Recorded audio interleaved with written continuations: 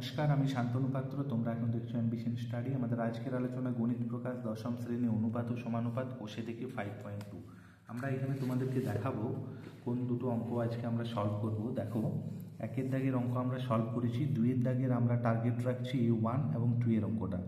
এইখানে বলেছে দেখো, নিম্নলিখিত সংখ্যাগুচ্ছগুলির মধ্যে চতুর্থ সমানুপাতে নির্ণয় করো। মানে একটা দুটো তিনটে সংখ্যা আছে, 4 নম্বর সংখ্যাটা, এখানেও একটা দুটো তিনটে সংখ্যা আছে, এখানে 4 নম্বর সংখ্যাটা নির্ণয় করতে হবে।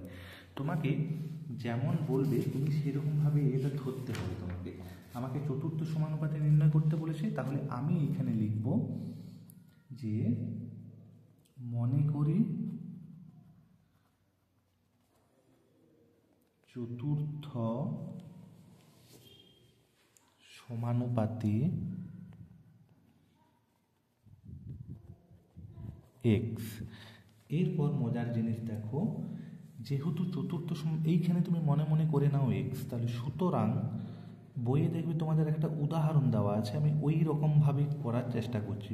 1/3 রেশিও 1/4 সমানুপাত 1/5 রেশিও এক্স। ঠিক আছে, বা এইখানে মান নির্ণয় করবো। কেমনভাবে করব?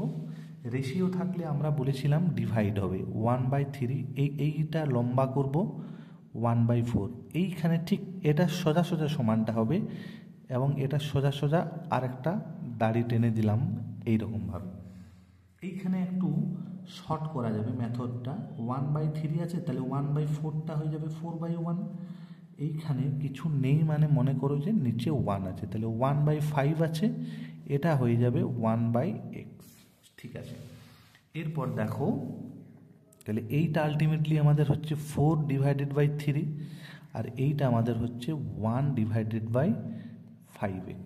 কোনাকুনি গুণ করব, কোনাকুনি গুণ করলে হয় 5×4 = 20x ইন্টু 3×1 = 3, বা x হবে 3/20।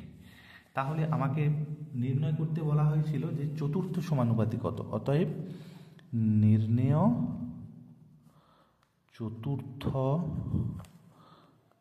সমানুপাতি হলো 3/20। এটা হচ্ছে আমাদের অ্যান্সার। আমাদের দুইয়ের দাগের অঙ্কটা কি হবে দেখো, আমরা অঙ্কটাকে সর্বপ্রথম লিখে নেব। তোমাদেরকে আমরা অঙ্কটা দেখিয়ে দিয়েছি। দেখো, দুইয়ের দাগের অঙ্কটা আছে, এখানে বলা হয়েছে 9.6 কিগ্রা, আর আছে 7.6 কিগ্রা, আর আছে 28.8 কিগ্রা।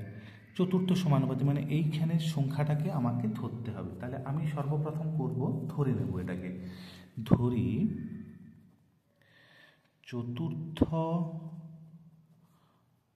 সমানুপাতি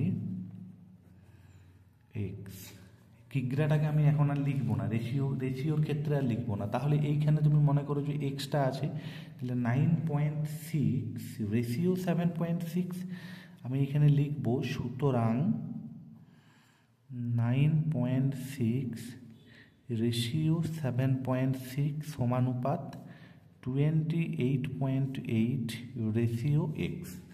তাহলে হচ্ছে বা 9.6/7.6 = কি হবে 28.8/x। এইখানে মজার জিনিস আছে, আমি সবসময় চেষ্টা করি সিম্পলিফিকেশন করে নেওয়ার। দেখো, এইখানে আমি 96 করে নিলাম, আর এইখানে আমি 76 করে নিলাম। এইখানে 96 করার জন্য এই যে দশমিকের পরে এক ঘর আছে, এটাকে নিচে 10 হবে। এইটা 76 করেছি, এটার জন্য দশমিকের উপরে এক ঘর উপরে হবে। এইখানে 288, যেহেতু দশমিকটা তুলছি, 10টা নিচে হবে। এটা কেটে যাক।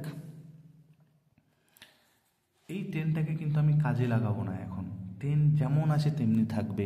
তাহলে 96 × x সমান হচ্ছে 76 × 288। এই 10টাকে আমি এইখানে রাখবো বলেছি তো, এই 10টাকে আমি কাজে লাগাবো না। এরপর হচ্ছে x = 76 into 288 divided by 96 into 10। এটা কাটাকাটি যাচ্ছে কিনা দেখো, 318 8 হাতে থাকে 1, 3 9 27 আর 1 28, 3 দিয়ে কাটাকাটি যাচ্ছে। তার মানে এখানে ক্যালকুলেশন যদি করি 3 6 18 8 হাতে থাকে 1, 3 7 21 আর 1 22 ডিভাইডেড বাই 10। এরপর আমি 10টাকে কাজে লাগাবো। আচ্ছা কেন করলাম দেখো, ফরম্যাটটা আমার আছে না 9.6 7.6 28.8, মানে ওই ফরম্যাটের আকারে আমি নিয়ে যাব। এক ঘর এদিকে সরবে মানে 22.8 হবে। তাহলে চতুর্থ সমানুপাতি, অতএব চতুর্থ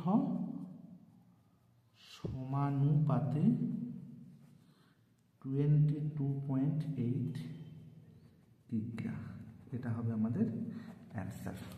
ধন্যবাদ ভিডিও দেখার জন্য। তোমাদের ভালো লেগে থাকলে লাইক শেয়ার কমেন্ট করবে, নতুন কেউ থাকলে চ্যানেলটি সাবস্ক্রাইব করবে।